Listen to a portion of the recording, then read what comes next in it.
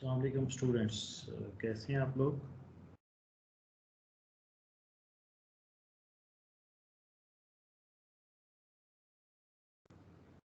वालेकुम सलाम सर। ठीक है सर, आप कैसे हैं? अल्लाह शुक्र है, ठीक ठाक।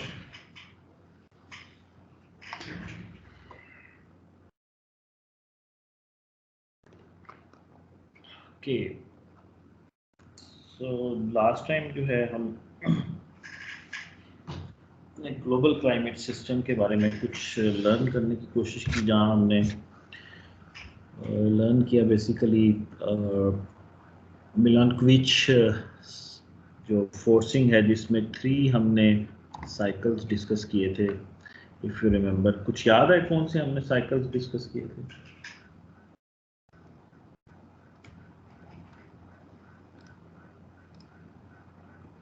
Can anyone name those 3 cycles?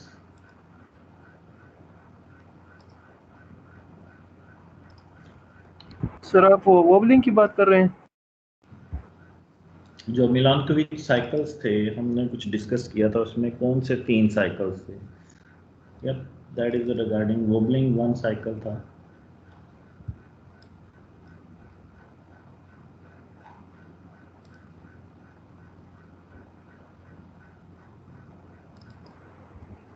कोई इलिप्टिकल था सर उसमें? क्या था सर वो आपने कहा था कि शेप उसकी इलिप्टिकल होगी। साइकिल का नाम बताएं।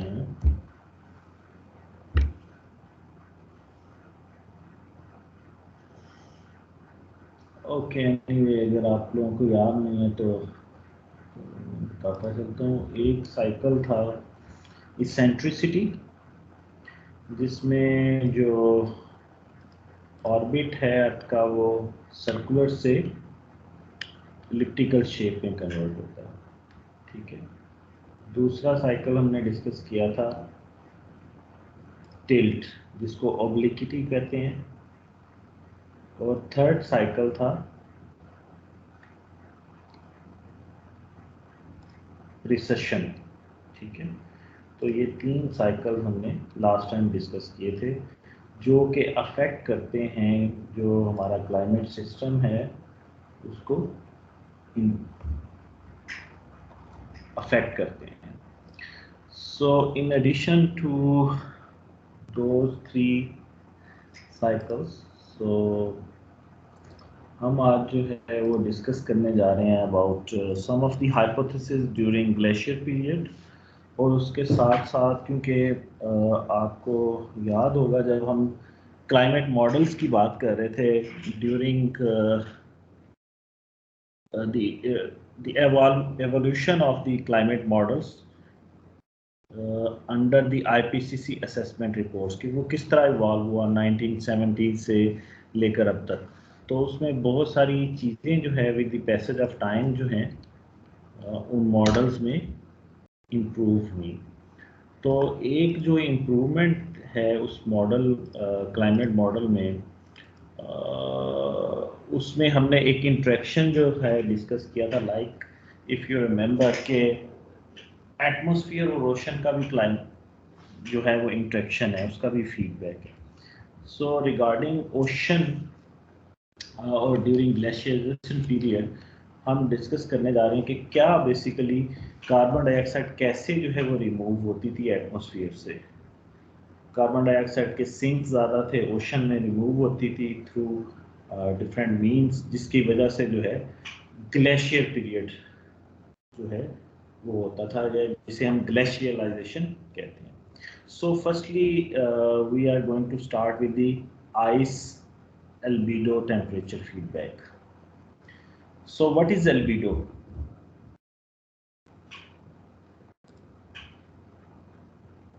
So that percentage of reflection, sir, जो एक white surface करता है sir. Okay, जो भी it actually represents the reflection of any surface. तो रिफ्लेक्शन जो है कोफिशिएंट, वो जो है जितनी ब्राइट सरफेस होगी लाइक वाइट कलर, उसकी जो है रिफ्लेक्शन कोफिशिएंट ज़्यादा होगा, उसकी means albedo, surface albedo high होगी। However, on the other hand side, water act as a black body, तो ब्लैक कलर जो है उसकी अल्बीडो जो है लो है, क्योंकि उसकी रिफ्लेक्शन जो है वो मिनिमम है और अब्जॉर्प्शन ज़्यादा है। तो इसलिए जो है ब्लैक कलर या डार्क कलर जो है वो ज़्यादा अब्जॉर्प्शन करते हैं और उनकी अल्बीडो कम होती है। So let's discuss this feedback. So reduction और increase of high albedo area reduces or amplify reflection of solar radiation and heat absorption। यही हम डिस्कस कर रहे हैं कि अगर रिड्यूस होगी अल्बीडो मींस, हम इसकी एक एग्जांपल लेते हैं कि ग्लेशियर जो सरफेस थी वो रिड्यूस होगी, ठीक है, तो इसका मतलब है अल्बीडो जो है उस सरफेस की हाई नहीं रही बल्कि रिड्यूस होगी। जब वो रिड्यूस होगी तो इसका मतलब है सोलर रेडिएशन की रिफ्लेक्शन जो है उस सरफेस से कम होगी, हीट अब्जॉर्प्शन ज़्यादा होगी। जब हीट अब्जॉर्प्शन ज़्यादा होगी तो इसका मतलब है टेम्परेचर ज़्यादा हो गया, एंड वाइस वर्सा। अगर हम on the other hand side कहते हैं कि स्नो कवर जो है या ग्लेशियर मास जो है वो सरफेस के ऊपर जो है उसकी एनहांसमेंट हुई है, इंक्रीज हुई है, तो उस केस में जो है अदरवाइज होगा, सोलर रेडिएशन रिफ्लेक्ट ज़्यादा होगी, हीट अब्जॉर्प्शन कम होगी और टेम्परेचर भी कम होगा। Okay, so this figure is representing the feedback between sea ice, surface albedo and warming. So let's start with the temperature rise। हम कहते हैं ग्लोबल वार्मिंग है, टेम्परेचर जो है वो राइज हो रहा है। ओके, तो टेम्परेचर राइज होने के बाद क्या होगा, सी आइस मेल्ट होगी, ग्लेशियर मेल्ट होंगे, ठीक है। जब ग्लेशियर और सी आइस मेल्ट होगी तो इसका मतलब सरफेस अल्बीडो जो है वो डिक्रीज होगी, वो रिड्यूस होगी। जब सरफेस अल्बीडो डिक्रीज होगी तो इसका मतलब है लेस सोलर रेडिएशन जो है वो रिफ्लेक्ट होगी, मोर अब्जॉर्प्शन होगी। जब मोर अब्जॉर्प्शन होगी तो इसका मतलब है सी का टेम्परेचर भी राइज करेगा। जब सी का टेम्परेचर राइज करेगा तो अल्टीमेटली टेम्परेचर जो है एटमॉस्फेयर का भी राइज करेगा। So this is a feedback loop जिसका कोई एंड और स्टार्ट नहीं है, बेसिकली कहीं से भी आप स्टार्ट कर सकते हैं। तो टेम्परेचर राइज से हमने स्टार्ट किया था, तो टेम्परेचर अगर राइज है तो अगर हम कहते हैं कि that is during inter glacier period, means कि ग्लेशियर रिट्रीट हो रहे हैं, ग्लेशियर रिड्यूस हो रहे हैं, ये उस केस में फीडबैक है। However on the other hand side हम कहते हैं ग्लेशियर स्टेज में क्या होगा। ग्लेशियर स्टेज में जो है इनिशियली तो क्लाइमेट जो है वो कूल है, ठीक है। ग्लेशियर स्टेज में जब वो कूल है तो इसका मतलब है increase in snow and ice है, और जब increase in snow and ice है तो उसके साथ सरफेस अल्बीडो जो है वो ज़्यादा हो जाएगी। जब अल्बीडो ज़्यादा हो जाएगी तो इसका मतलब है रिफ्लेक्शन ऑफ सोलर रेडिएशन जो है वो ज़्यादा होगी, less absorption of solar radiation होगी। जब लेस अब्जॉर्प्शन होगी तो इसका मतलब है ग्रेटर कूलिंग होगी सरफेस के ऊपर। जब सरफेस के ऊपर ग्रेटर कूलिंग होगी तो इसका मतलब है ओवरऑल एटमॉस्फेयर या क्लाइमेट जो है वो कूल होगा। That is the story for the glacier stage. So on the other hand side अगर हम जो है वो डिस्कस करते हैं कि ड्यूरिंग ग्लेशियर पीरियड जो है जो है हम कहते हैं कि growth of Continental ice sheet, ये बेसिकली वही वाला जो लेफ्ट अपर साइड के ऊपर जो मैंने फिगर एक्सप्लेन किया उसकी एक स्कीमेटिक है नीचे वाली जो कि बॉक्सेस में। Growth of Continental ice sheet उस वक्त होगा जब बेसिकली क्लाइमेट कूल होगा, और जब क्लाइमेट कूल होगा, जब वो ग्रोथ होगी तो इसका मतलब प्लानिटरी अल्बीडो जो है वो हाई होगी। प्लानिटरी मीन के ज़्यादा स्केल के ऊपर, बड़े स्केल के ऊपर, प्लैनेट, अर्थ प्लैनेट की हम बात कर रहे हैं, या हम कह रहे हैं कि प्लैनेट के कुछ मेजर पार्ट के ऊपर जो है अल्बीडो हाई होगी। जब अल्बीडो हाई होगी तो ग्लोबली जो है मीन टेम्परेचर भी कम होगा, और वो जो उसके बाद जो है फिर ग्रोथ जो है वो कंटिन्यू करेगी अनटिल अनलेस कि इंटेंसिटी ऑफ समर इंसुलेशन जो है वो हाई हो जाती है इन दी नॉर्दर्न लैटिट्यूड, क्योंकि आप देखते हैं कि पोलर रीजन जो है स्पेशली नॉर्थ और साउथ पोल के ऊपर, जो कि हाई लैटिट्यूड के ऊपर हैं, वहीं जो है आपको ग्लेशियर रीजन नजर आएंगे। और अगर वहाँ इंसोलेशन जो है समर में हाई हो जाती है तो फिर ग्रोथ जो है वो रिड्यूस हो जाएगी। जब ग्रोथ रिड्यूस होगी तो प्लानिटरी एल्बिडो भी रिड्यूस होगी और ग्लोबली टेम्परेचर भी इंक्रीज होगा। सो that is about the feedback of ice albedo and temperature. Okay, so ice driven अगर हम रिस्पॉन्सेज देखें हाई लैटिट्यूड में, लाइक नॉर्थ अटलांटिक सी सरफेस टेम्परेचर, नॉर्थ अटलांटिक जो है ये बेसिकली हाई लैटिट्यूड में आता है, तो इसका सी सरफेस टेम्परेचर वेरिएबिलिटी जो है अगर हम उसको कंपेयर करें विद दी आइस शीट तो वो ऑलमोस्ट जो है पैरेलल जा रही हैं। जैसे जैसे जहाँ जो है बेसिकली नॉर्थ अटलांटिक का सी सरफेस टेम्परेचर हाई है तो आइस शीट भी जो है वो स्मॉल है, ठीक है। तो और डायनामिक्स जो है ऑलमोस्ट पैरेलल हैं of both ice sheet and north Atlantic surface temperature. और हम ये प्रीवियस लेक्चर में ये भी डिस्कस कर चुके हैं कि आइस शीट लार्जर कब होती है, जब डेल O18 की वैल्यू ज़्यादा हो, डेल्टा O18। जब उसकी डेल्टा O18 की वैल्यू कम होगी तो आइस शीट भी स्मॉल होगा। जैसा कि वो ऊपर आप पैनल के ऊपर जो 3, 4, 5 जो लिखा हुआ है वो बेसिकली रिप्रेजेंट कर रहे हैं डेल्टा O18 की वैल्यूज। ओके, ये बेसिकली जो सिग्नल्स हैं ये जो आइस शीट के हैं ये डिड्यूस किए गए हैं from delta O18 from the planktonic foraminifera which actually lives in the upper zone of the ocean। ये बेसिकली ओपन ओशन में होते हैं, अपर जोन में रहते हैं। और जब ये डाई होते हैं तो डाई होने के बाद ये ओशन बॉटम के ऊपर चले जाते हैं। और अगर हम हैंड ऑफ सेडिमेंट्स जो है वो ओशन बॉटम से लें तो थाउजेंड्स ऑफ प्लैंक्टोनिक फोरामिनिफेरा जो है वो हमारे हैंड्स में आएंगे उस सेडिमेंट पे। और बेसिकली ये प्लैंक्टोनिक जो प्लैंक्टोनिक फोरामिनिफेरा जो हैं ये बेसिकली लिविंग थिंग्स हैं, लाइक लिविंग स्पीशीज लाइक जो है इसमें जो है वो बोथ एनिमल्स भी आते हैं सिंगल सेल, और इसमें जो है वो सिंगल सेल जो है प्लांट्स भी आते हैं। And these forums, planktonic forums, are indicators of ocean currents and climates। ठीक है, ओशन करंट्स, जिस तरह एटमॉस्फेरिक ग्लोबल एटमॉस्फेरिक सर्कुलेशन हमने लास्ट टाइम डिस्कस की थी, तो ओशन में भी करंट्स होते हैं वाटर के, जिसको हम कहते हैं thermohaline circulation. So we will discuss in detail thermohaline circulation. उसकी जो कपल ऑफ वीडियोस हैं वो आज आपके साथ में शेयर भी करूँगा।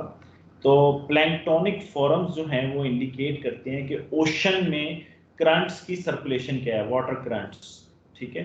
और ओवरऑल क्लाइमेट कैसा है प्लैनेट का, ठीक है, सिर्फ ओशन का नहीं बल्कि ओवरऑल जो है ओशन और उसके एटमॉस्फेयर का क्लाइमेट कैसा है। तो ये प्लैंक्टोनिक फोरम्स जो हैं वो इंडिकेट करते हैं, जो कि आप इस फिगर में भी देख रहे हैं।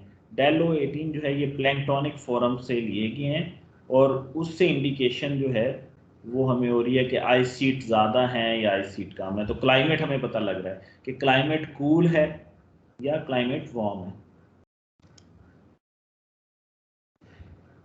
Okay, so let's discuss the different signals during the glacier period, जिसमें आइस शीट और ओशन जो है उसका डायरेक्टली जो है कनेक्शन बताया गया।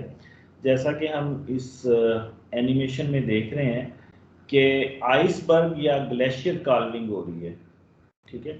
आइसबर्ग जो है इसकी डेफिनेशन ये है कि आइसबर्ग कार्विंग कि ये breaking off chunk of ice at the edge of glacier है, ठीक है। एज ऑफ ग्लेशियर से अगर चंक ऑफ आइस जो है वो ब्रेक ऑफ होता है उसको हम ग्लेशियर कार्विंग कहते हैं या उसको आइसबर्ग कार्विंग कहते हैं। तो जब आइसबर्ग या ग्लेशियर कार्विंग होगी तो इसका मतलब है ग्लेशियर जो है वो ओशन में आएगा, ठीक है। जब वो गिरेगा वो मेल्ट होगा, तो जब मेल्ट होगा तो इसका मतलब है ओशन का टेम्परेचर जो है वो कूलिंग के मेल्टिंग के बाद ओशन का टेम्परेचर कूल डाउन होगा, और इसकी डिस्ट्रीब्यूशन जो है रिलेटिवली स्मॉल रेंज, और डिस्ट्रीब्यूशन जो है वो नॉन यूनिफॉर्म होती है, स्मॉल रेंज है। इट डिपेंड्स कि जो आइसबर्ग या ग्लेशियर का वॉल्यूम है वो कितना बड़ा है। तो as compare to the planetary glacier, ये आइसबर्ग जो हैं कंपैरेटिवली बहुत छोटे होते हैं, तो इसलिए हम इसको कहते हैं कि रिलेटिवली जो है ये स्मॉल रेंज के ऊपर इम्पैक्ट करता है जो आइसबर्ग है ओशन के टेम्परेचर को। Second signal during the glacier is about the air circulation. जब ग्लेशियर होते हैं तो उस वक्त ग्लेशियर मास के ऊपर या ग्लेशियर सरफेस के ऊपर जो है स्ट्रॉन्ग क्लॉकवाइज विंड डेवलपमेंट होती है। जैसा कि ये वाइट कलर जो है आपको जो नज़र आ रहा है ग्लेशियर विंड सरफेस के नीचे वाला जो कलर है वो रिप्रेजेंट कर रहा है स्नो या ग्लेशियर। तो ग्लेशियर के ऊपर जो है जब ग्लेशियर होता है उसके ऊपर ऑलवेज जो है हाई प्रेशर होता है। जैसा कि हमने ग्लोबल एटमॉस्फेरिक सर्कुलेशन में लर्न किया था कि जो नॉर्थ और साउथ पोल हैं, जैसा कि आपको पता है नॉर्थ और साउथ पोल में ग्लेशियर्स हैं, और उन पोलर सेल्स जो हैं वो downward movement exactly at the pole जो है उनकी डाउनवर्ड मूवमेंट होती है। तो जब एटमॉस्फेयर में अपर एयर की डाउनवर्ड मूवमेंट है तो इसका मतलब है सरफेस के ऊपर जो है हाई प्रेशर है। ठीक है, तो सरफेस के ऊपर हाई प्रेशर होता है और वेरी कोल्ड और ड्राई विंड्स होती हैं। ठीक है, तो कोल्ड और ड्राई विंड्स जब हाई प्रेशर एरिया सरफेस के ऊपर आती हैं तो उनकी स्ट्रॉन्ग क्लॉकवाइज रोटेशन होती है। जैसा कि आप वाइट कलर के ऊपर जो विंड एरोज आपको नजर आ रहे हैं वो स्ट्रॉन्ग क्लॉकवाइज विंड डेवलपमेंट नजर आ रही है। So that is about the glacier period.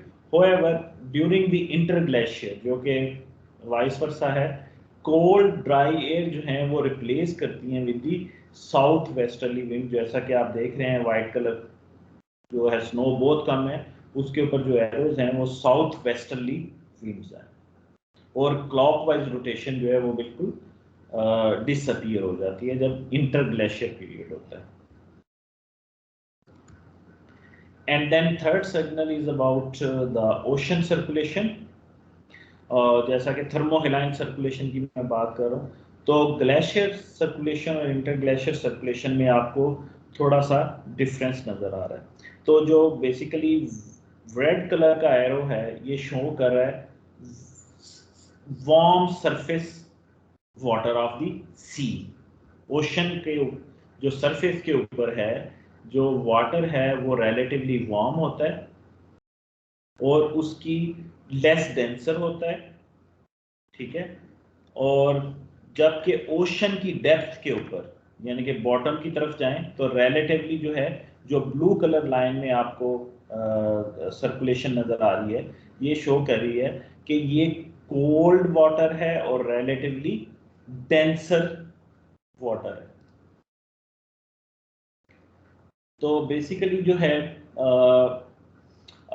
इस रोटेशन को जो आपको स्पेसिफिकली जो है इस इन दोनों फिगर में नजर आ रही है इसको हम कहते हैं, क्योंकि ये अटलांटिक ओशन में है तो इसको हम कहते हैं north Atlantic deep water formation.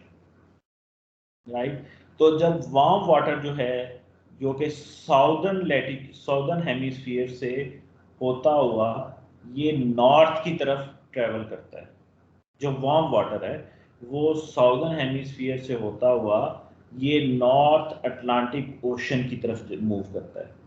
ठीक है, और जैसे जैसे जो है ये हाई लैटिट्यूड की तरफ जाता है नॉर्दर्न हेमिस्फीयर में तो ये रिलेटिवली कूल होता जाता है। ठीक है, इक्वेटर पे बहुत वार्म है लेकिन इक्वेटर से जैसे जैसे हाई लैटिट्यूड की तरफ जाता है नॉर्थ की तरफ तो आप कलर देख रहे हैं वो रेड से लेस रेड की तरफ जा रहा है, वो वाइट यानी कि वो ब्लू की तरफ, बल्कि जैसे वो edge of North Atlantic Ocean पहुंचता है जो नॉर्थ मोस्टर्न एज है तो उस वक्त वो बिल्कुल जो है वो कोल्ड हो जाता है।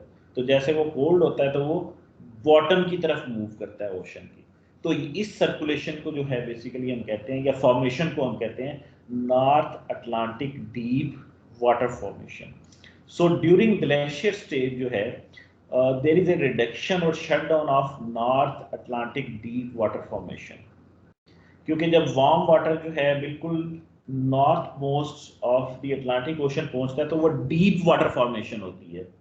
इसका नाम जो है वो डीप वाटर क्यों है कि डेप्थ ऑफ वाटर जो है उस लोकेशन के ऊपर रिलेटिवली ज्यादा होती है, जहां उसकी अवर टर्निंग हो रही है वार्म वाटर की towards the cold water bottom. जैसे वो कोल्ड होता है बॉटम की तरफ जा रहा है, तो उस अवर टर्निंग के ऊपर पॉइंट के ऊपर जो है वो डीप वाटर फॉर्मेशन होती है, मींस के वाटर डेप्थ बहुत कंपैरेटिवली ज्यादा होती है।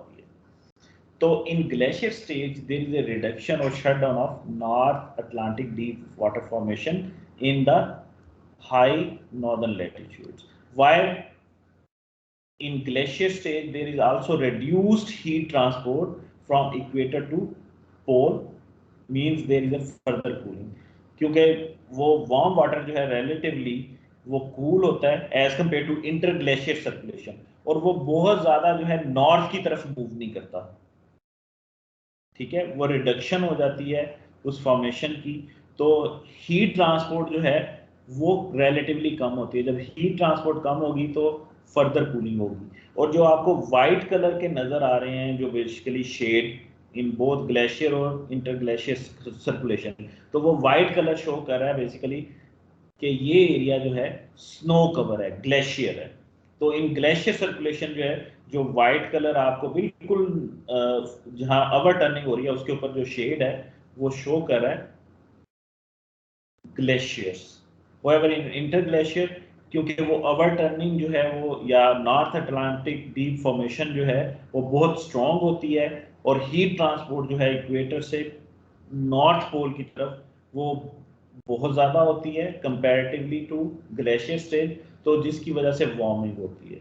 ठीक है, जब वार्मिंग होती है तो स्नो कवर जो है कंपैरेटिवली जो कि आपको इंटरग्लेशियर सर्कुलेशन में नजर आ रहा है वो कम होता है। So this figure is representing the थर्मोहेलाइन circulation. ये कुछ जो है इसमें सर्कुलेशन सिर्फ पैटर्न दिए गए हैं।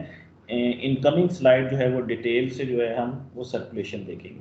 सो thermohaline circulation is a part of large scale ocean circulation that is driven by global density gradients, कि वाटर की जो डेंसिटी है उसके ग्रेडियंट्स की वजह से, which is created by surface heat and fresh water flux। तो फ्रेश वाटर जो है जो रिवर से आ रहा है उसकी वजह से ग्रेडियंट्स भी चेंज हो जाते हैं। इसी तरह सरफेस हीटिंग की वजह से भी जो है वो डेंसिटी ऑफ वाटर जो है वो वेरी करती है। तो क्योंकि सी में वाटर में बहुत ज़्यादा साल्ट होते हैं, सेलिनिटी होती है, तो सेलिनिटी भी है, और फ्रेश वाटर जो है रिवर से ओशन की तरफ आ रहा है, तो डेंसिटी ग्रेडियंट्स जो हैं वो वेरी करते रहते हैं ऑल ओवर द ओशन। तो इन डेंसिटी ग्रेडियंट्स जो कि ड्रिवन होते हैं बाय द सरफेस हीट और fresh water fluxes in addition to salinity of the water, तो ये लार्ज स्केल जो ओशन सर्कुलेशन आपको नजर आ रही हैं इनको हम कहते हैं थर्मोहेलाइन सर्कुलेशन। और डीप वाटर फॉर्मेशन आपको मोस्टली जो है वो नजर आएगी जहां जहां बेसिकली अवर टर्निंग पॉइंट्स होंगे वार्म वाटर के towards the cold water. Thermohaline circulation को जो है sometime we also called ocean conveyor belt और ग्रेट ओशन कन्वेयर और global conveyor belt. However, on some occasion it is also used to refer as a meridional overturning circulation। meridional mean दो तरह के basically circulation होती है, meridional और zonal. Meridional जो circulation है वो बेसिकली वो पोल से पोल की तरफ है, साउथ से नॉर्थ की तरफ या नॉर्थ से साउथ की तरफ, इनको मेरिडोनियल कहते हैं। जबकि जो जोनल सर्कुलेशन है वो ईस्ट से वेस्ट, वेस्ट से ईस्ट की तरफ जाती है।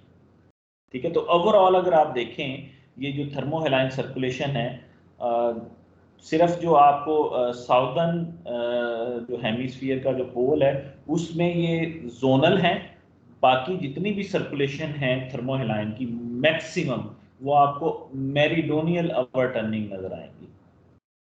sorry, overturning, not circulation, meridional overturning. Overturning mean जो overturning हो रही है वार्म से कोल्ड की तरफ या कोल्ड से वार्म की तरफ, वो जितनी भी ओवरटर्निंग है वो सारी उनकी डायरेक्शंस जो हैं वो मेरिडोनियल हैं, पोल से पोल की तरफ.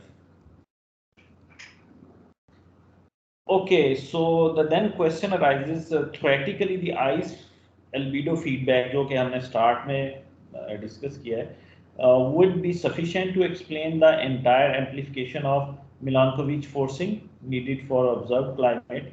So theoretically जो है it is true, but practically there are so many greenhouse gases, जिसमें सबसे जो हम कहते हैं green house gas major is the carbon dioxide, उसके बाद मीथेन है, सल्फर ऑक्साइड है, राइट. तो इसके रिगार्डिंग जो है प्रैक्टिकली हम देखें तो एक वर्ल्ड फेमस ग्राफ जो है क्लाइमेटोलॉजिस्ट यूज करते हैं, जो कि रिप्रेजेंट करता है कि ग्रीन हाउस गैसेस का इम्पैक्ट जो है टेम्परेचर के ऊपर क्या है. तो इस ग्राफ को हम कहते हैं वोस्टॉक क्लाइमेट रिकॉर्ड.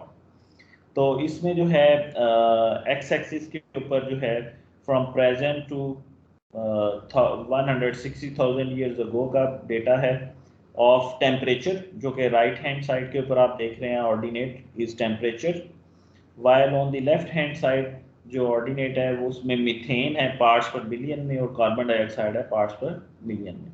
तो जो कार्बन डाइऑक्साइड है it is represented with the blue colour line, while the temperature is represented with the red color line and the methane is represented with the green color line. तो आप देख रहे हैं कि basically जो green house gases है जैसे जैसे उसकी चेंजेस हैं वही ऑलमोस्ट चेंजेस आपको टेम्परेचर में, टेम्परेचर की डायनामिक्स या टेम्परेचर में नजर आ रही है. तो इसका मतलब है in addition to the theoretical consideration of Milankovitch forcing जो कि क्लाइमेट को इम्पैक्ट करती हैं, तो ग्रीन हाउस गैसेस भी जो हैं वो एडिशनली इम्पैक्ट करती हैं ग्लोबल क्लाइमेट को. So another view of the Vostok climate record, ये बेसिकली सेम फिगर है जो कि हमने डिस्कस कर लिया. Okay, so let's discuss carbon dioxide during glacier, where does it hide. ठीक है, कार्बन डाइऑक्साइड अब एटमॉस्फेयर में आ गई है, अब ग्लेशियर पीरियड में वो कहाँ हाइड होती है. अगर तो वो एटमॉस्फेयर में है तो वो तो ग्लेशियर पीरियड नहीं होगा, वो कहीं ना कहीं तो हाइड होगी, कहीं ना कहीं वो सिंक होगी. सो let's discuss these possibilities. So far there have been at least 11 hypotheses developed to explain the observed change in atmospheric carbon dioxide during glacier period. कि ड्यूरिंग ग्लेशियर पीरियड जो है वो कार्बन डाइऑक्साइड जहाँ जाती कहाँ है, 11 hypothesis develop हो चुके हैं. और जैसा कि ये वाली फिगर जो है हमने लास्ट लेक्चर में भी डिस्कस की थी, जिसमें कार्बन डाइऑक्साइड जो है उसकी variability along with the del O18 और आइस वॉल्यूम जो है वो रिप्रेजेंट की गई है. जैसे जैसे कार्बन डाइऑक्साइड जो है उसकी क्वांटिटी एटमॉस्फेयर में बढ़ती है तो आइस वॉल्यूम कम होते हैं और डेल O18 भी कम होता है in the ocean. Del O18 जो है ओशन से एक्सट्रैक्ट करते हैं इंफॉर्मेशन और फ्रॉम प्लैंक्टोनिक फोरमेनफिलिया से. Let's discuss some examples of these 11 hypotheses. So first hypothesis is changing in surface temperature and salinity. That is about the sea surface temperature and salinity. So carbon dioxide solubility is higher in cold water and low saline water. ठीक है, तो glacier period में क्या होता है कि सी surface जो है टेम्परेचर या ओशन का टेम्परेचर वैसे ही कोल्ड होता है. तो इसका मतलब सॉल्युबिलिटी रिलेटिवली हाई होगी. लेकिन ड्यूरिंग ग्लेशियर स्टेज जो है सैलिनिटी लो नहीं होती, सैलिनिटी हाई होती है, रिलेटिवली थोड़ी सी हाई होती है. होवेवर ओवरऑल जो है कार्बन डाइऑक्साइड सोल्युबिलिटी जो है वो हाई होती है during the glacier stage. So 1 degree Celsius cooling means 9 parts per million of volume of carbon dioxide removal from atmosphere, और वो जो है वो रिमूव होने के बाद सॉल्यूबल हो जाता है कोल्ड वाटर में। 9 parts per million of by volume of carbon dioxide जो है वो एटमोसफियर से रिमूव होने के बाद सॉल्यूबल हो जाता है कोल्ड वाटर में। सो एस्टिमेटेड कूलिंग जो है ग्लेशियर पीरियड में जो है वो 1.5 से 4 डिग्री सेल्सियस की है, जो प्रीवियस हमें 1000 ईयर्स का रिकॉर्ड बताता है कि ग्लेशियर पीरियड में जो है ओवरऑल ग्लोबली 1.5 से 4 डिग्री सेल्सियस टेम्परेचर कम था। ऑन एवरेज जो है दैट इज अराउंड 2.5 डिग्री, but the total ocean is saltier during glacier. जैसा कि मैंने बताया कि रिलेटिवली जो है वो सैलिनिटी जो है ओशन की वो ज़्यादा होती है ड्यूरिंग ग्लेशियर। सो जिसको हम कहते हैं कि फ्रेश वाटर रिमूवल कहाँ होती है बेसिकली, कि जो बेसिकली O16 वाटर मॉलिक्यूल हैं वो रिमूव होने के बाद वो कहीं ना कहीं जो है स्नो की फॉर्म में गिर जाते हैं। लेकिन क्योंकि रिलेटिवली जो है ग्लेशियर पीरियड में सी लेवल जो है बहुत लो होता है, तो साल्ट जो हैं वो ओशन के अंदर रहते हैं। वो कुछ साल्ट तो जो है वो एवेपोरेट हो जाते हैं, लेकिन वो जो है वो वेपोरेशन के साथ या वाटर वेपर के साथ वो एटमॉस्फेयर में आ जाते हैं, लेकिन मोस्टली साल्ट ओशन में कंटेन रहते हैं, इसलिए सैलिनिटी जो है ड्यूरिंग ग्लेशियर पीरियड हाई होती है। बट इसको हम कहते हैं कि सैलिनिटी हाई है, तो सैलिनिटी हाई में तो CO2 कार्बन डाइऑक्साइड की सॉल्युबिलिटी जो है वो लो होती है।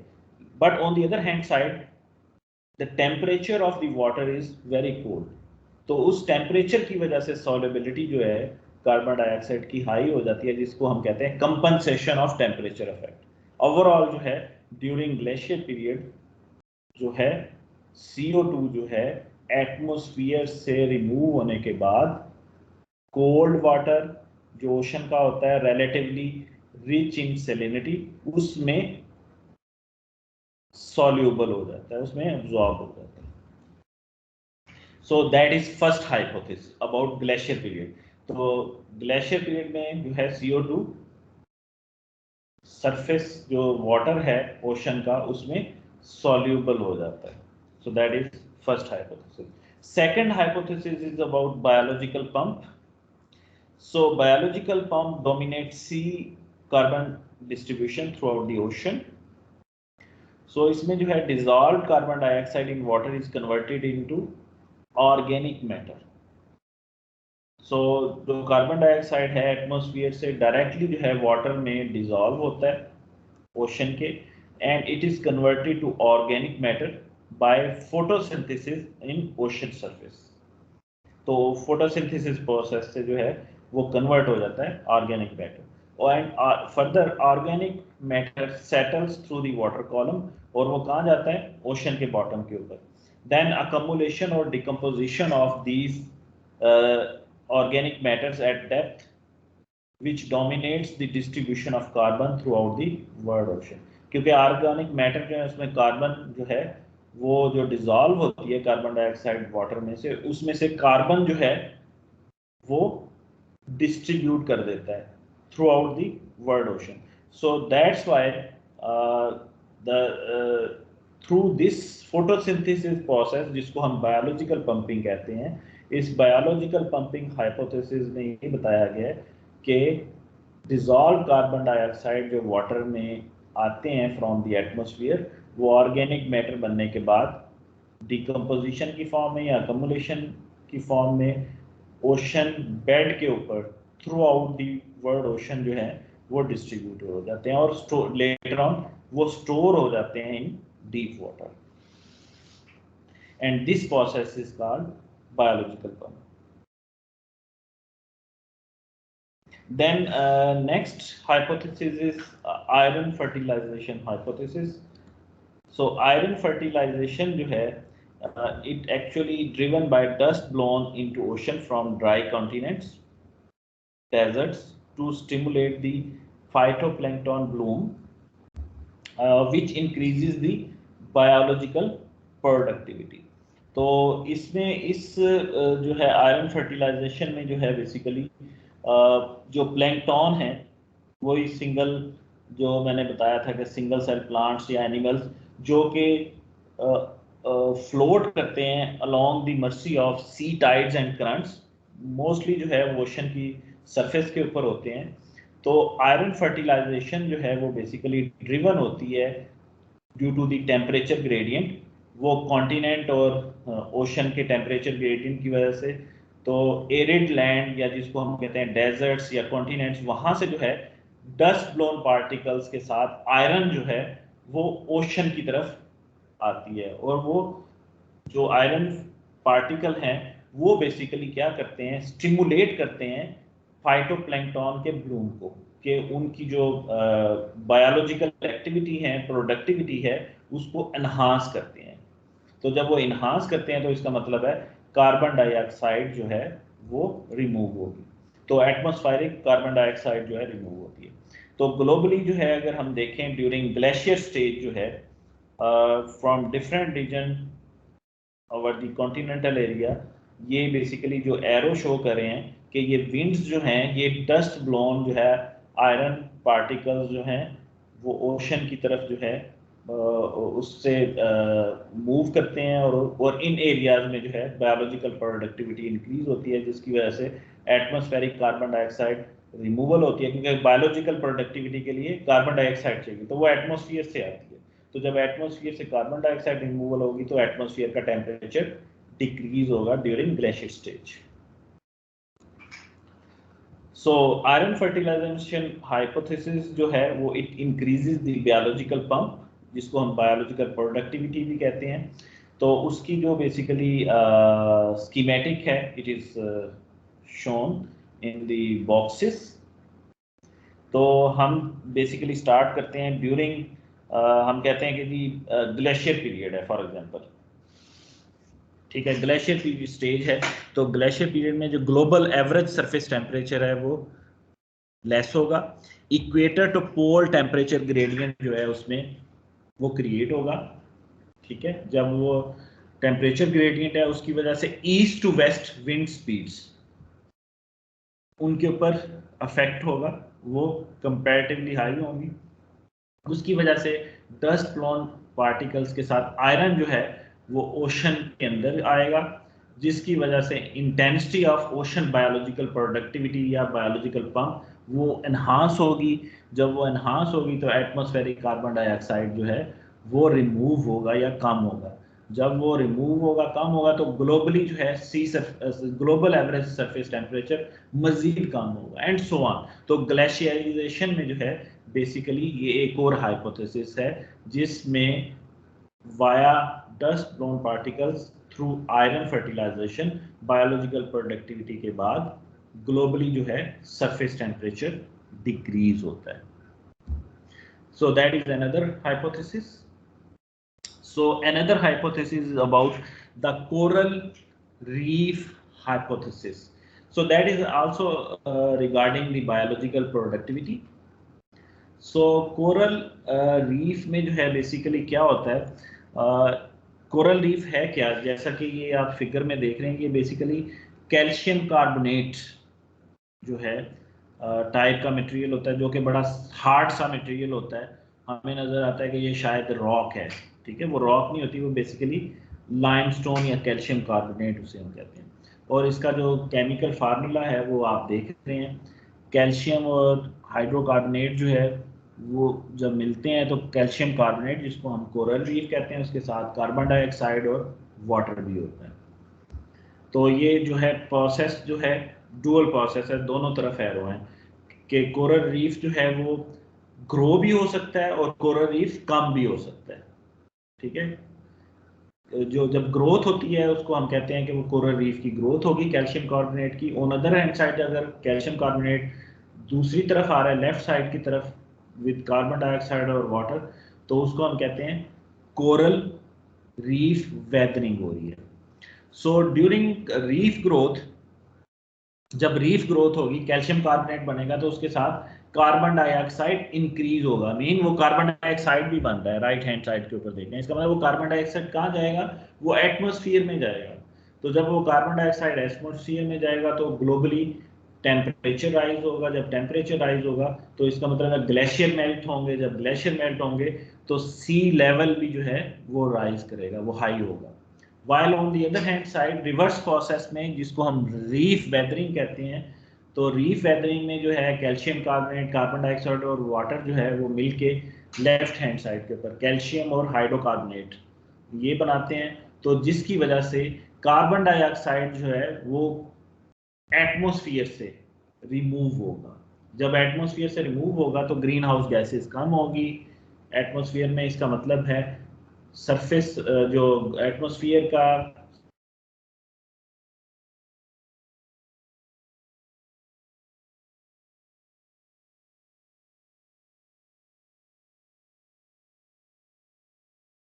जनरेट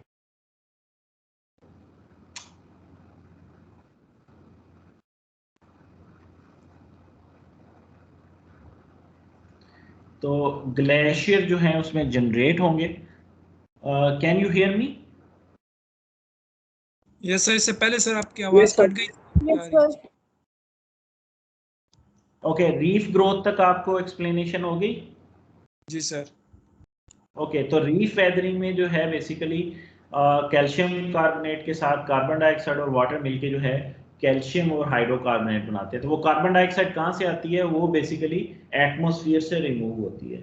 तो जब एटमॉस्फेयर से रिमूव होगी तो इसका मतलब है ग्रीन हाउस गैस कम होगी एटमॉस्फेयर की। जो वो ग्रीन हाउस गैस कम हुई तो एटमॉस्फेयर का टेम्परेचर रिड्यूस हो गया। जब एटमॉस्फेयर का टेम्परेचर रिड्यूस हो गया तो इसका मतलब है ग्लेशियर जो है वो ग्रो होंगे।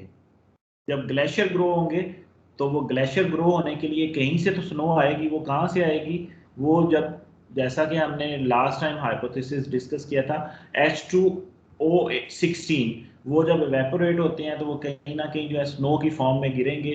ठीक है, तो उसकी वजह से ग्लेशियर भी इंक्रीज हो रहे हैं और on the other hand side sea level जो है वो लो होगा क्योंकि ग्लेशियर मेल्ट नहीं हो रहे, because the temperature of the atmosphere is low, cool. So during reef weathering जो है वो ग्लेशियर स्टेज होगी। During reef growth inter glacier, या जिसको हम कहते हैं ग्लेशियर रिट्रीट होगा। तो बेसिकली इसका जो है, अगर हम स्कीमेटिक को डिस्कस करना चाहें और ये बेसिकली जो नीचे मैंने एक फिगर अटैच की है इस जो यस जो लेफ्ट डाउनवर्ड फिगर है उसमें जो कॉन्टिनेंटल शेल्फ है, बेसिकली जैसे जैसे जो है सी लेवल राइज होगा तो कॉन्टिनेंटल जो शेल्फ है वो उसका एरिया जो है वो बड़ा होगा, और जैसे जैसे सी लेवल जो है वो कम होगा सबसे पहले जो है वो डिप्लीट होगा। कौन सा पार्ट? कॉन्टिनेंटल शेल्फ का। ऐसा ही है, उसके साथ कुछ ना कुछ पार्ट जो ओशन के अंदर वाला है उसका सरफेस से डिप्लीट होगा। लेकिन कॉन्टिनेंटल शेल्फ जो है वो बेसिकली जब सी लेवल लो होता है तो कॉन्टिनेंटल शेल्फ जो है वो एक्सपोज होता है। एक्सपोज किसको होता है? To sun. ओके, तो ड्यूरिंग जो है बेसिकली ग्लेशियर स्टेज जो है continental shelf, so let's discuss the glacier stage. हम कहते हैं कि सी लेवल जो है कम है, ग्लेशियर वॉल्यूम ज़्यादा है। तो जब ग्लेशियर वॉल्यूम ज़्यादा है, सी लेवल कम है, तो शेल्फ एक्सपोजर जो है वो ज़्यादा होगी। किसकी? कॉन्टिनेंटल शेल्फ एक्सपोजर टू सन वो ज़्यादा होगी। जब कॉन्टिनेंटल शेल्फ एक्सपोजर ज़्यादा होगी तो रीफ ग्रोथ कम होगी। मीन्स के रीफ जो है वो वेदरिंग होगी। तो ये रीफ जो बेसिकली ग्रोथ होती है वो जनरली स्पीकिंग वो कॉन्टिनेंटल शेल्फ वाले पार्ट में होती है। तो जब रीफ ग्रोथ नहीं हुई बल्कि रीफ वेदरिंग होगी, जब सेल्फ एक्सपोजर हुआ तो एटमॉस्फेरिक कार्बन डाइऑक्साइड जो है वो रिमूव होगी। कार्बन डाइऑक्साइड एटमॉस्फेयर से रिमूव हुई। ठीक है, जब रिमूव हुई तो ग्लोबली एवरेज सरफेस टेम्परेचर जो है वो कम हो गया। जब टेम्परेचर कम हो गया तो इसका मतलब है ग्लेशियर आइस वॉल्यूम भी जो है वो अनहांस हो गया, and so on. However for the interglacier stage otherwise जो है हम इसको डिस्कस कर सकते हैं कि ग्लेशियर वॉल्यूम जो है कम होते हैं, सी लेवल राइज होता है, शेल्फ एक्सपोजर जो है वो कम होगा, रीफ जो है वो ग्रोथ होगी। और उसके साथ एटमॉस्फेरिक कार्बन डाइऑक्साइड जो है वो रिमूव नहीं होगी, बल्कि वो एटमॉस्फेयर की कार्बन डाइऑक्साइड जो है उसमें इजाफा होगा। जब वो इजाफा होगा तो सरफेस टेम्परेचर जो है वो ज़्यादा होगा, जिसके बाद ग्लेशियर मेल्ट होंगे। ग्लेशियर मेल्ट होंगे again, then sea level will rise again, shelf exposure जो है वो ज़्यादा होगा, and so on. Okay, so that is another hypothesis about the glacier and interglacier stage.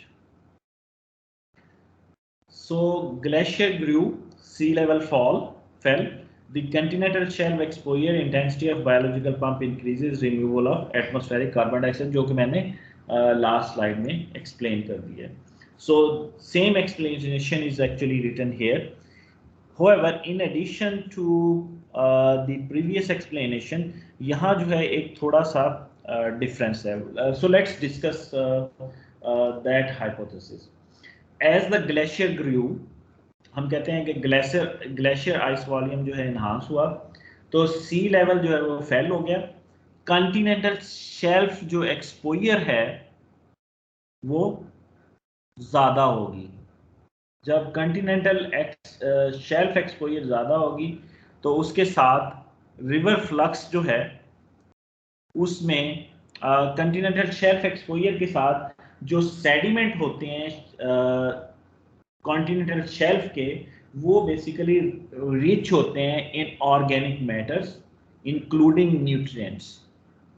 ठीक है, जब कॉन्टिनेंटल शेल्फ एक्सपोज हुआ तो उसके सेडिमेंट में जो बेसिकली ऑर्गेनिक मैटर हैं और न्यूट्रिएंट जो हैं वो रिच होते हैं, so which actually become exposed and can be carried by the ocean, carried to the ocean by rivers. कि अगर रिवर में कुछ वाटर आ रहा है तो वो जो न्यूट्रिएंट्स और ऑर्गेनिक मैटर शेल्फ एक्सपोजर में हैं, सॉरी शेल्फ नहीं, कॉन्टिनेंटल शेल्फ एक्सपोजर में हैं, वो रिवर्स के साथ वो ओशन में आ जाते हैं।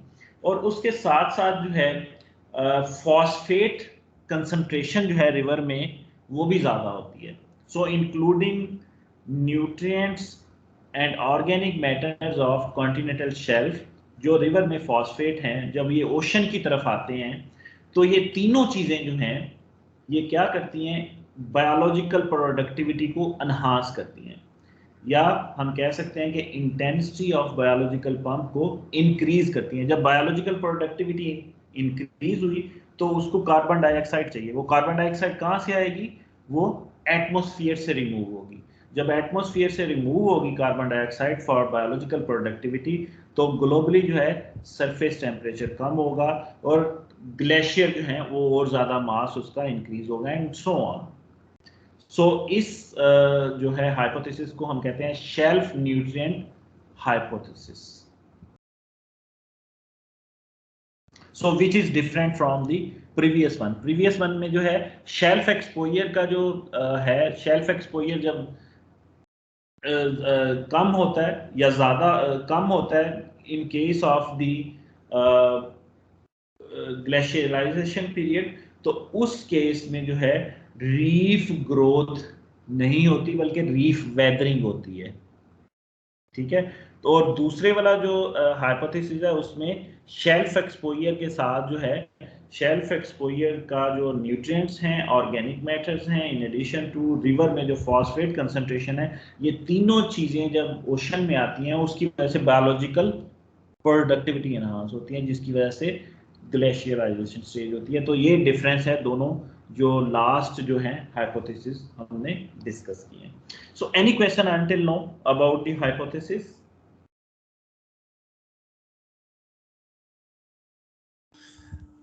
No, sir. Is it clear to all? Yes, sir. Okay. So overall अगर हम कार्बन डाइऑक्साइड को देखें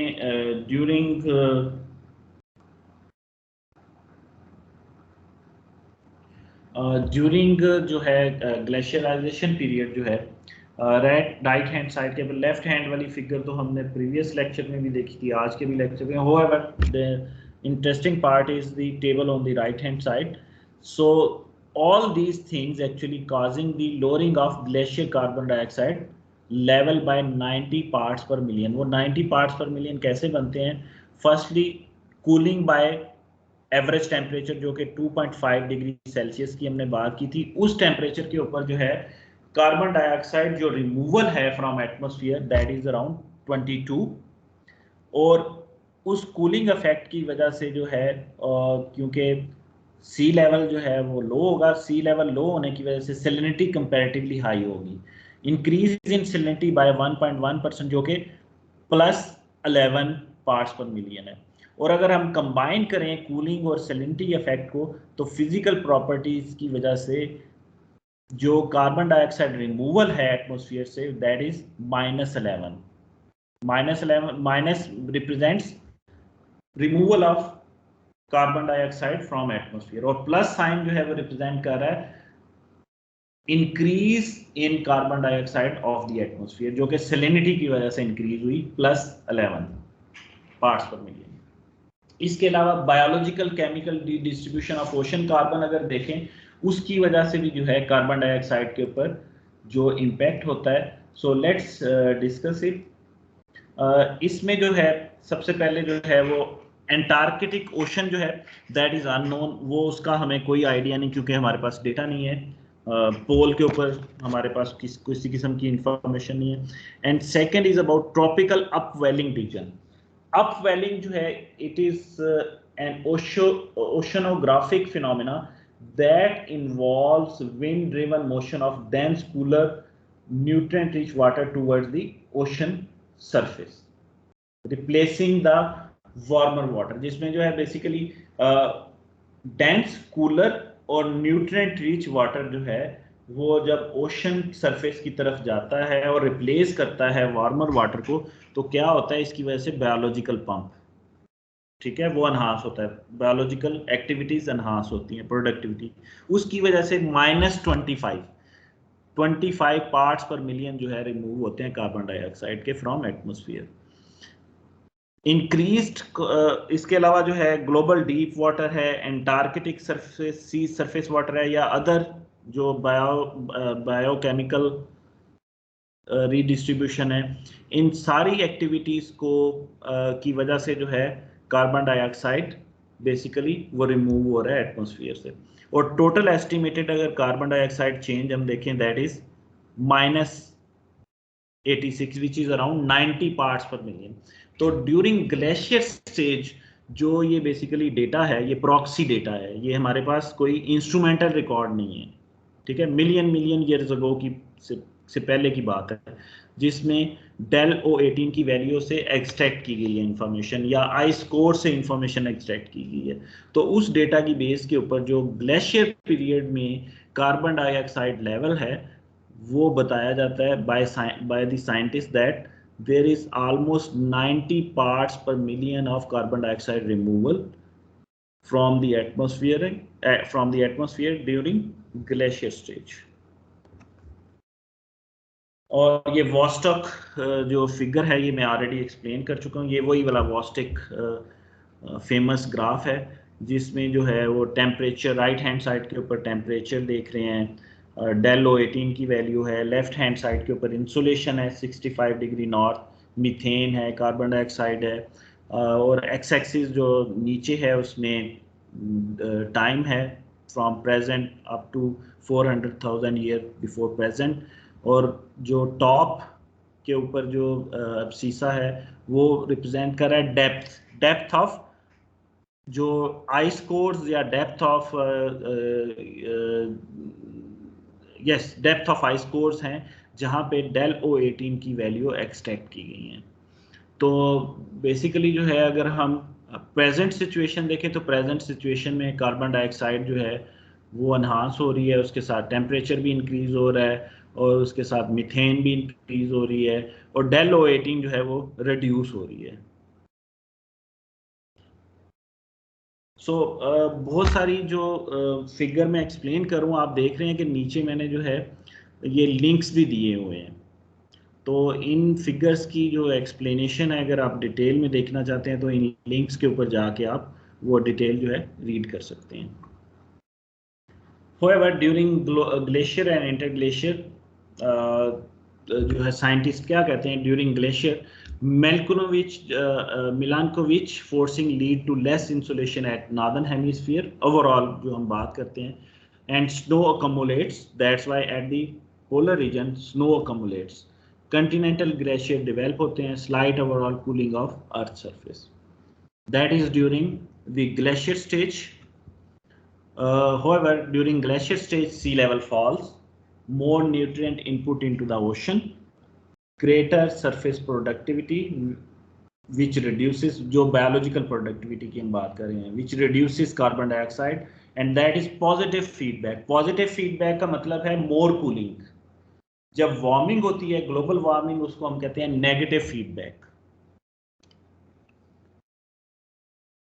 During glacier stage, oceanic conveyor belt is disturbed, जिसको हमने कहा था कि वो basically thermohaline circulation, less heat transported to north Atlantic, जिसकी वजह से नॉर्थ अटलांटिक डीप फॉर्मेशन कम होती है, फर्दर कूलिंग होती है.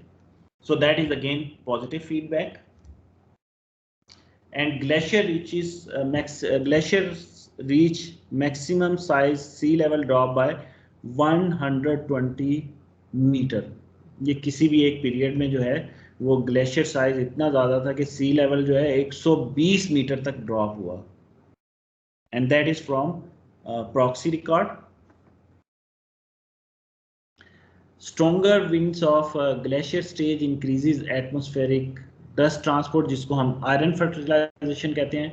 तो हाई आयरन फर्टिलाइजेशन होगी तो फर्दर कार्बन डाइऑक्साइड लोअरिंग होगी एटमॉस्फेयर में, and that is the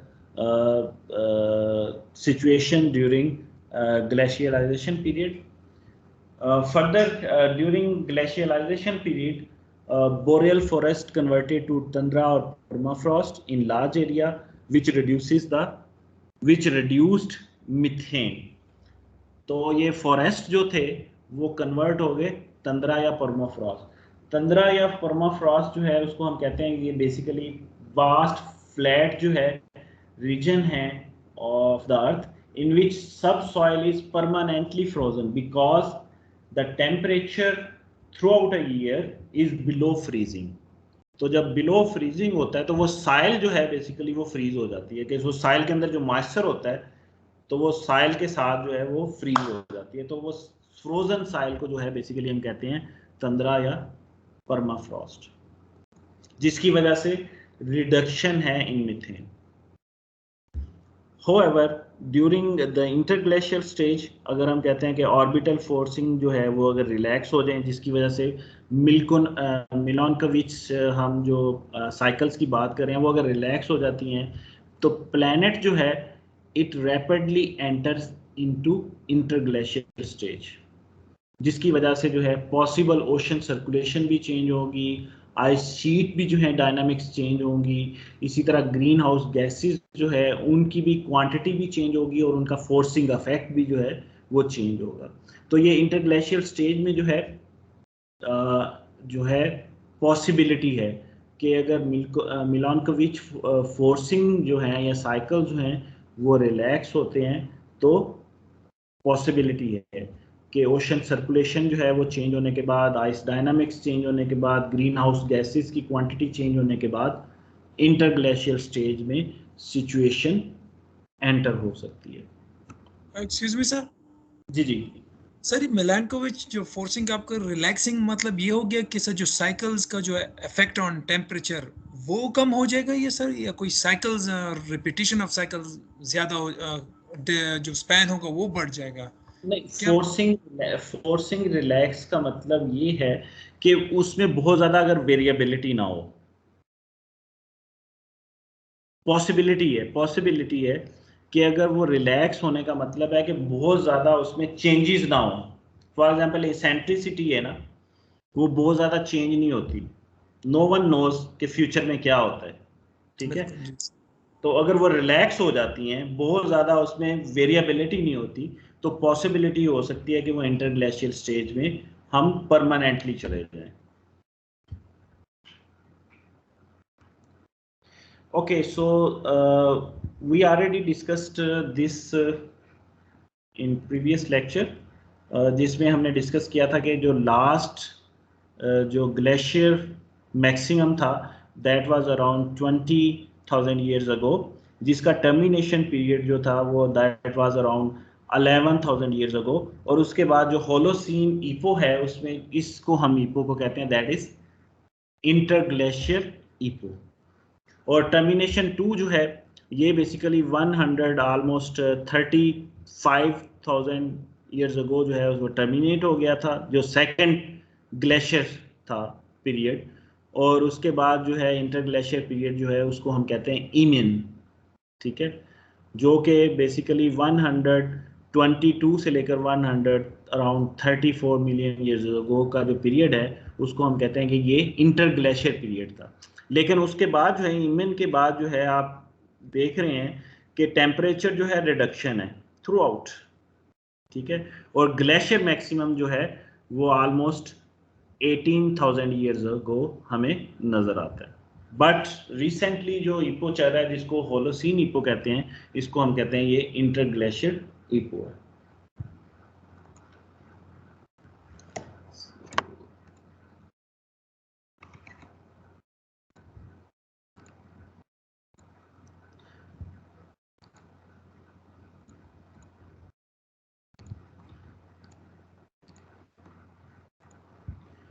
Okay, can you see the slide? Yes, sir. Okay, so this figure is representing the retreating of ice sheets in North American region and also in the Greenland region, ठीक है। जो ice हमें sheet retreat का मतलब है glacier melt हो रहे हैं। और जो नंबर्स लिखे गए हैं 6, 7 अप टू 18 नंबर्स, ये बेसिकली रिप्रेजेंट कर रहे हैं 6 मीन्स 6,000 ईयर्स अगो और 18 means 18,000 years ago. So these reconstruction of ice sheets actually done by C14 dating of organic remains। और C14 के रिगार्डिंग जो है वो मैंने ऑलरेडी आपको असाइनमेंट लास्ट टाइम दी थी, you have to do by your own, I am not going to explain it. तो C14 की डेटिंग के बाद ऑफ ऑर्गेनिक रिमेन्स की जो रिकंस्ट्रक्शन है उससे आइस शीट की जो है वो आइडिया लिया गया। सो इसका मतलब है ये रिकंस्ट्रक्शन है आइस शीट का from proxy record. So north American जो आइस शीट हैं उनकी रिट्रीट मेल्टिंग स्टार्ट होती है around 18,000 years ago and which ending around 6,000 years ago. तो इसका मतलब है कि वो आइस शीट जो रिट्रीट है उसका पीरियड जो है वो लास्ट करता है 6,000 से 18,000 which is around 12,000 years. However, the Greenland is also still melting. Greenland भी जो है वो मेल्ट हो रहे हैं, जैसा कि हम देख रहे हैं ग्रीनलैंड के ऊपर जो है वो 10 नज़र आ रहा है। तो 10,000 ईयर्स अगो जो है वो स्टार्ट हुआ था और अभी जो स्नो कवर है वो वाइट कलर का आपको नज़र आ रहा है, बट स्टिल जो है वो ग्रीनलैंड की जो आइस है वो भी रिट्रीट हो रही है। That is the effect of global warming, जो हम कहते हैं क्लाइमेटोलॉजिस्ट ग्लोबल वार्मिंग। तो ग्लोबल वार्मिंग की वजह से जो है जो रिकंस्ट्रक्शन जो है नॉर्थ अमेरिकन रीजन का हमें ये बताता है कि ये पूरा रीजन जो था वो आइस कवर्ड था, जो कि मेल्ट होता होता होता होता होता ऑलमोस्ट डिसअपीयर हो गया है, नॉर्थ अमेरिकन रीजन से डिसअपीयर हो गया है। सिर्फ आपको वाइट पैचेस जो हैं वो बिल्कुल आपको northern part of the north American region जो है छोटे छोटे आपको वाइट पैचेस नज़र आ रहे हैं, बाकी सारे रीजन से आइस जो है बिल्कुल ख़त्म हो गई है। और इसी तरह वेस्टर्न साइड के ऊपर भी कुछ आपको पार्ट्स में वाइट पैचेस नज़र आ रहे हैं।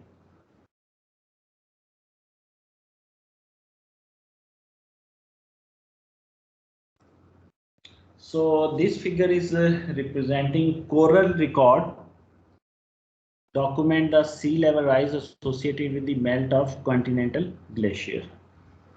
So रेड कलर जो लाइन है वो शो कर रही है इंसुलेशन एट 60 डिग्री नॉर्थ, और जो आपको ब्लू कलर में पल्सेस नज़र आ रही हैं वो बेसिकली रिप्रेजेंट कर रही हैं rate of sea level change metre पर 1000 ईयर। और अब सीसा के ऊपर जो है वो ड्यूरेशन है from present to 20,000 years ago. So ये बेसिकली इंफॉर्मेशन जो है प्रॉक्सी रिकॉर्ड कोरल रिकॉर्ड्स से डॉक्यूमेंट की गई है। Sea level rise coral record जो है वो हमें सी वाटर डेप्थ भी बताते हैं, तो ये सी लेवल राइज जो है कोरल रिकॉर्ड से एक्सट्रैक्ट की गई इंफॉर्मेशन। सो जो सी लेवल अगर हम रेट चेंज देखें इट इज़ नॉट स्मूथ, ठीक है।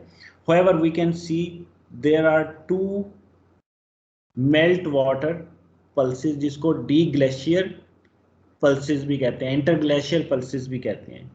और इन दो पल्सेस के दरमियान there is a cold period which is called Younger Dryas, ठीक है। जो मेल्ट वाटर पल्सेस आपको नजर आ रही हैं दो ब्लू कलर की, इनके दरमियान जो पीरियड है सी लेवल क्योंकि राइज नहीं हुआ तो इसको जो है साइंटिस्ट ने जो नेम दिया है it is a cold period which is called Younger Dryas.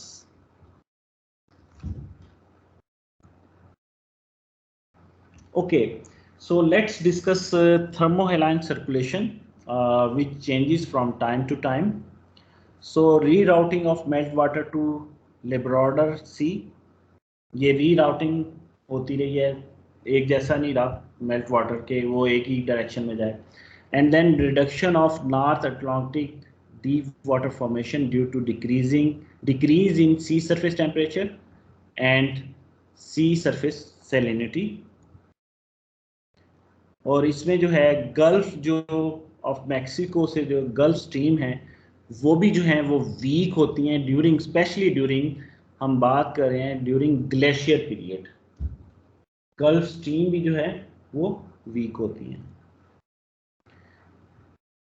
Which block heat transfer to high northern latitude, कौन सी ये ब्लॉक करती हैं हीट ट्रांसफर, जो कि नॉर्थ अटलांटिक डीप फॉर्मेशन, जो कि इंटरग्लेशियर पीरियड में जो हमने एक्सप्लेन किया, मैंने प्रीवियस स्लाइड में एक्सप्लेन किया था कि जब वार्म वाटर है during interglacier stage, warm water of the sea surface से वो हाई नॉर्दर्न लैटिट्यूड तक पहुंचता है, लेकिन ड्यूरिंग ग्लेशियर स्टेज जो है वो वार्म वाटर जो है वो हाई नॉर्दर्न लैटिट्यूड तक नहीं पहुंचता बल्कि उससे नीचे रहता है, वो शट डाउन हो जाता है या ब्लॉक हो जाता है, वो इक्वेटर से थोड़ा सा आगे जाता है लेकिन बहुत आगे नॉर्थ की तरफ नहीं जाता।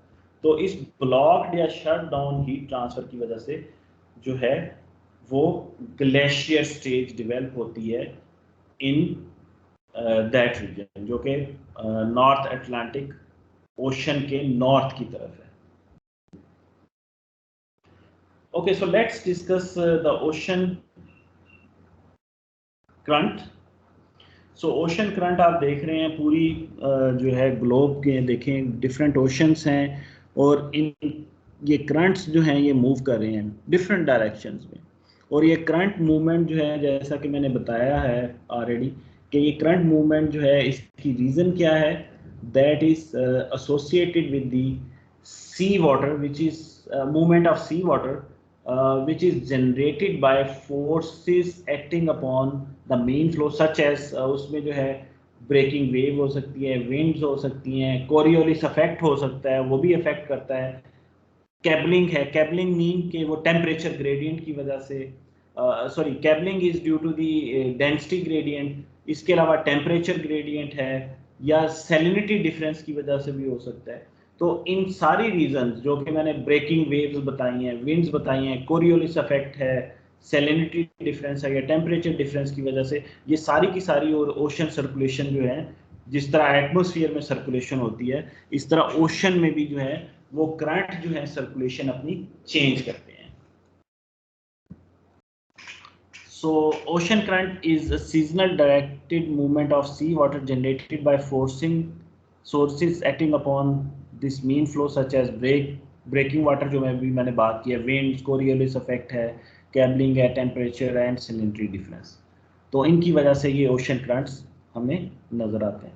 और जितनी मूवमेंट आप देखेंगे जो कि बेसिकली नॉर्दर्न है, जो पोल की तरफ मूवमेंट हो रही हैं, इक्वेटर से पोल की तरफ, वो आपको रेड कलर लाइन नजर आ रही है। रेड कलर लाइन नजर आ रही है, रेड कलर लाइन जो है वो हमें ये रिप्रेजेंट कर रही है कि वो जो है सरफेस, वार्म सरफेस वाटर है, जबकि ब्लू कलर लाइन जो है वो शो कर रही हैं कोल्ड और मोर डेंसर वाटर है, जो कि बॉटम के ऊपर मूव कर रहा है।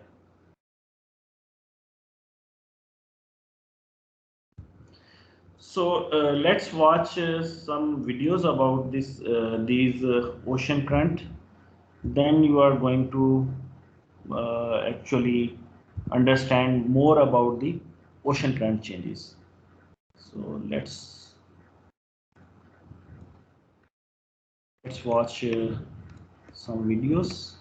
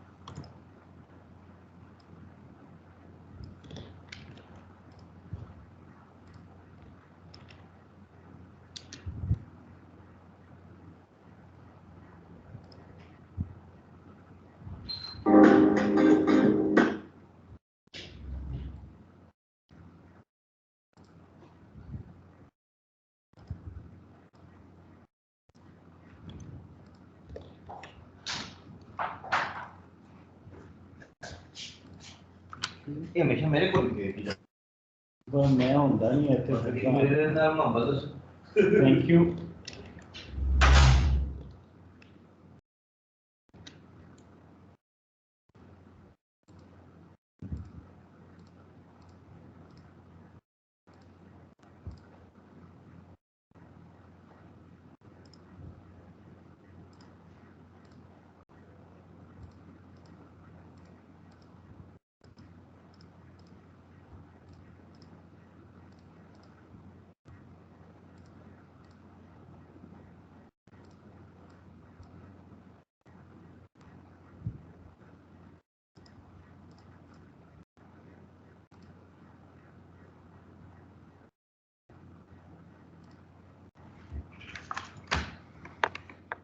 Okay, so let's watch these two videos I am going to share with you.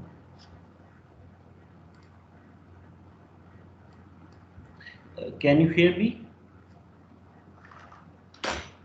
Yes, sir. Yes, sir. Okay.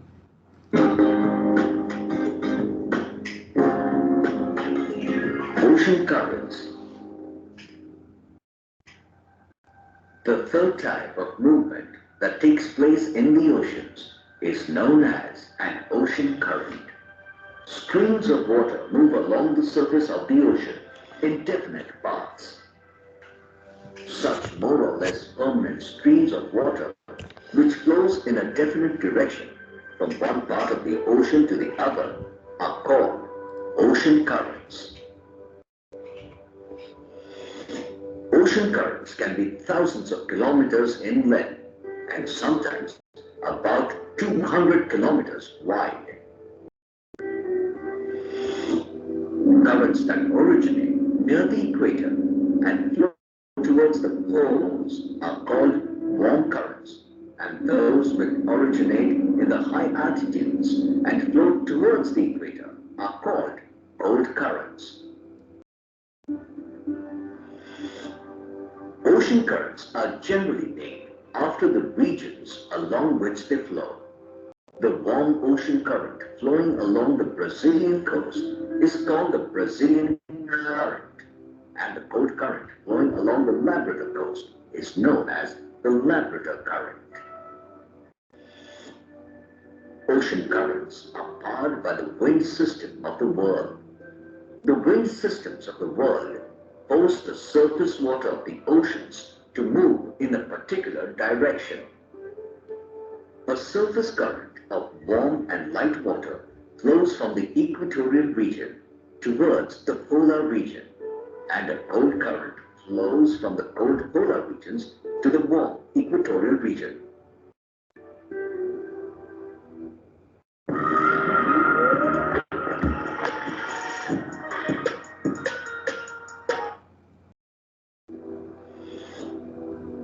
The prevailing winds lend speed and direction to a mass of water.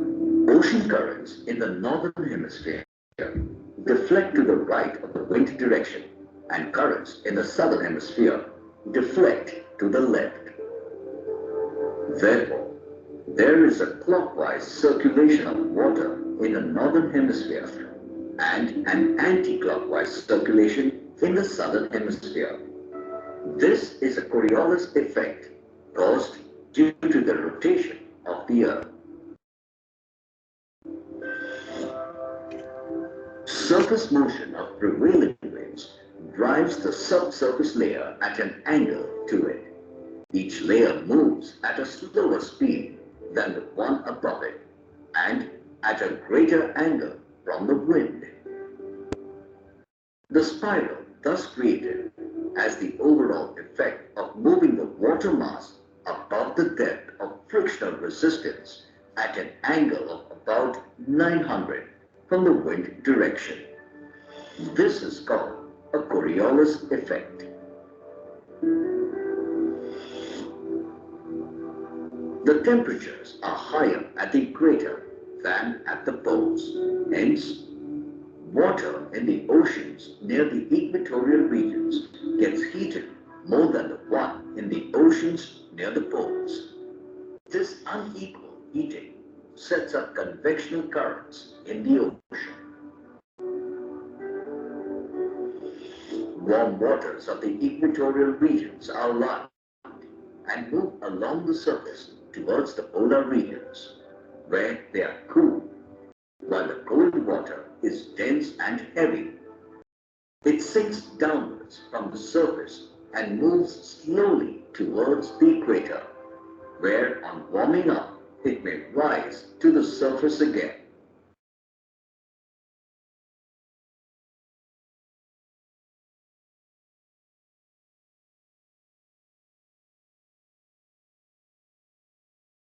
By the inflow of fresh water from rivers, melting ice, and rainfall, as well as evaporation. A current of normal salinity flows in, and the one of a higher salinity is carried out by a deeper water current.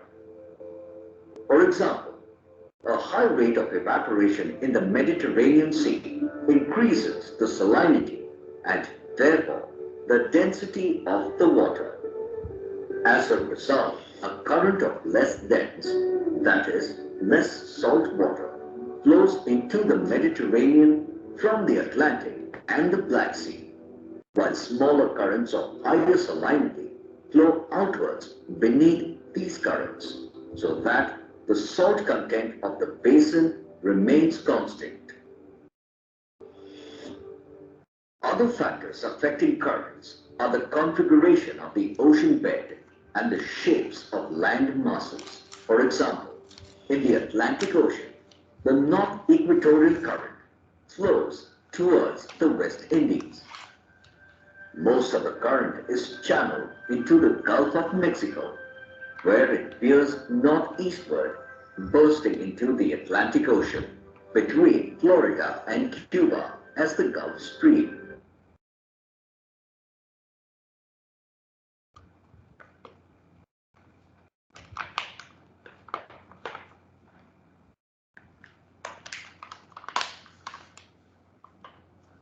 Each ocean has its own system of ocean currents. The ocean currents of the Atlantic Ocean and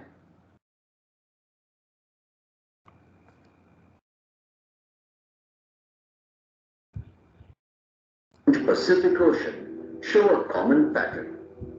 Ocean currents originate in the equatorial regions as the warm.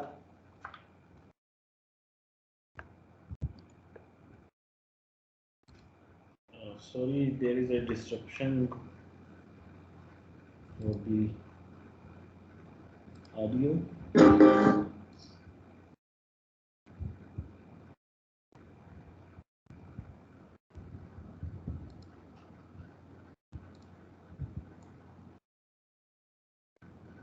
And flow westward. When they encounter continents, they divide into two branches. One is deflected northwards and the other southwards. These warm currents move along the east coast in the low and middle latitudes.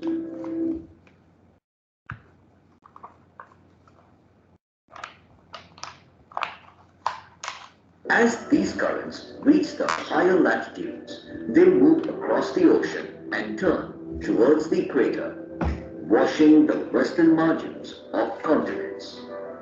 But this time, the warm current loses much of its warmth and flows along the west coast as a cool current. Finally, the current warms up as it reaches the equator and becomes a part of the equatorial current.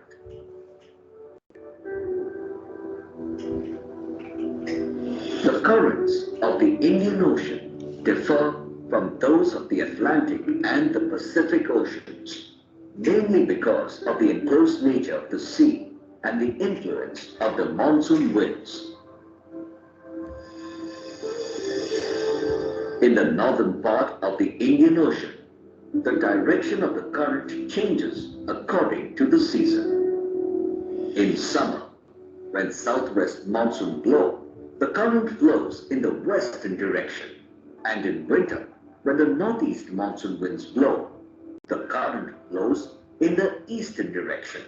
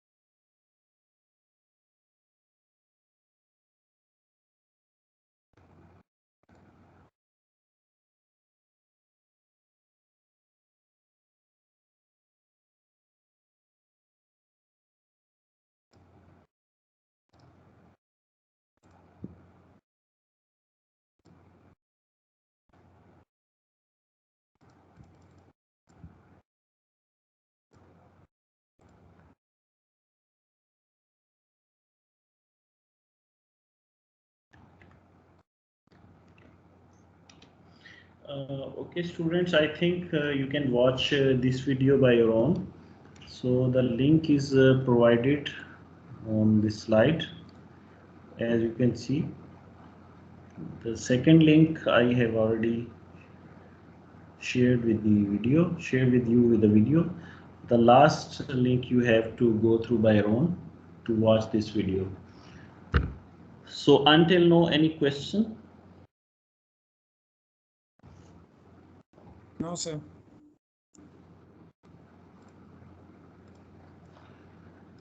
Okay, I am going to take half an hour break. After Maghrib prayer, I am going to restart our current lecture. Sir? Okay. जी sir half an hour break के बाद ही sir मगरिब की अजान है sir 7:15 को तो okay basically जो सेकंड पार्ट है वो थोड़ा सा जो है कह लें कि वो that is not regarding the previous talk we have already discussed थोड़े से उसके टॉपिक्स डिफरेंट हैं तो मैं अभी जो है वो बेसिकली ब्रेक लेना चाह रहा हूँ क्योंकि मुझे एक अर्जेंट जो है वो ईमेल करनी है गॉट इट सर राइट ठीक है ओके तो उस ईमेल के बाद थोड़ा सा वो मुझे टाइम लगना है राइट तो हाफ एन आवर हम ब्रेक लेते हैं 7:20 ठीक है राइट 7:20 और 7:25 मेरे ख्याल से मगरिब की आप लोगों की लोकेशन के ऊपर नमाज हो चुकी होगी हो अबाउट 7:25 सर ये परफेक्ट है sir 7:25 okay 7:25 so I will finish my lecture within half an hour the second part okay okay sir okay thank you अल्लाह हाफिज़ No.